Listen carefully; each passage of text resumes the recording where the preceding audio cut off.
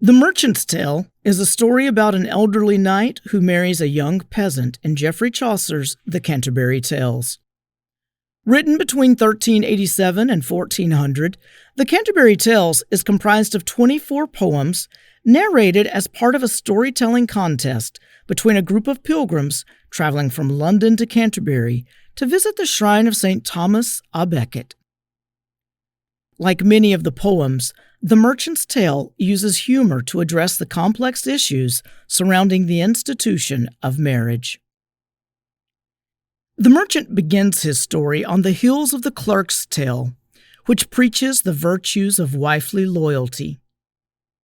The merchant, an arrogant and materialistic man, responds by claiming that he, too, is familiar with the tribulations of marriage.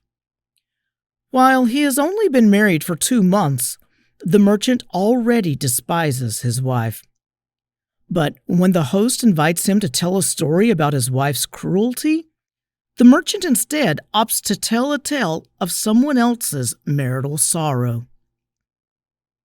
His story opens on a knight named January, who, after living nobly for 60 years without a wife, has decided to get married.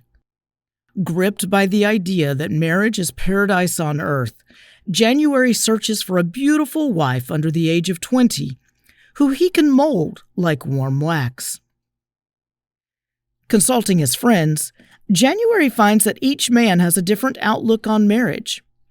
One friend, Placebo, advises January to do as he pleases. However, another friend, Justinus, counsels him to proceed with caution, warning that a young wife might be more likely to cuckold him.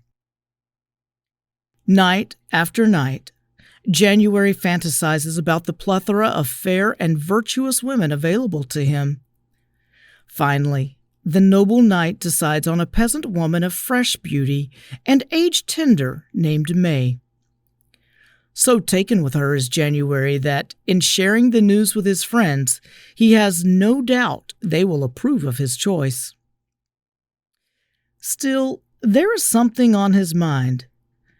If marriage is heaven on earth, January asks his friends, then how can one also be admitted to heaven? Must one choose between happiness on earth and happiness in the afterlife?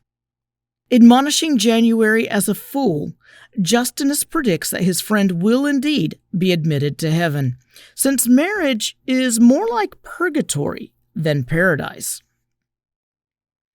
Ignoring Justinus, January weds May in a lavish ceremony watched over by Venus, the goddess of love.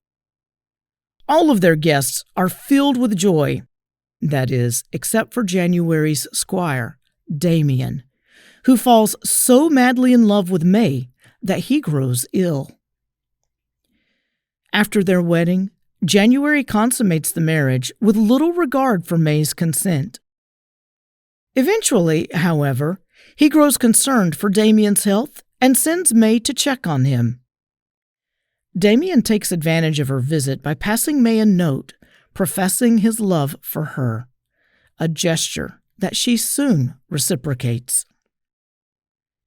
In an effort to better enjoy the fruits of marriage, January creates a beautiful garden where he makes love to May during the summer months.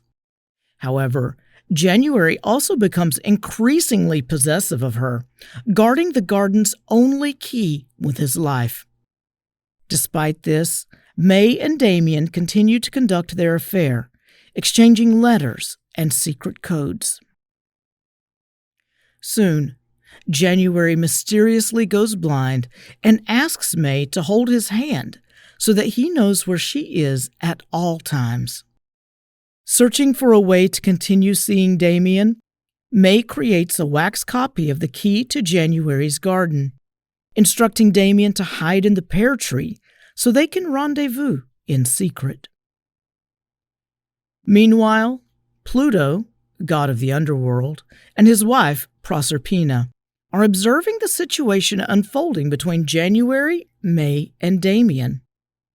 While Pluto frowns upon May's deceit and expresses his intention to restore January's sight at just the right moment, Proserpina detests January's lechery and vows to help May.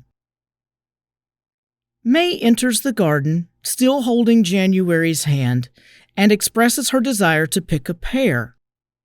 January invites her to climb onto his shoulders and into the tree where Damien is waiting. Pulling up May's dress, Damien begins to pleasure her.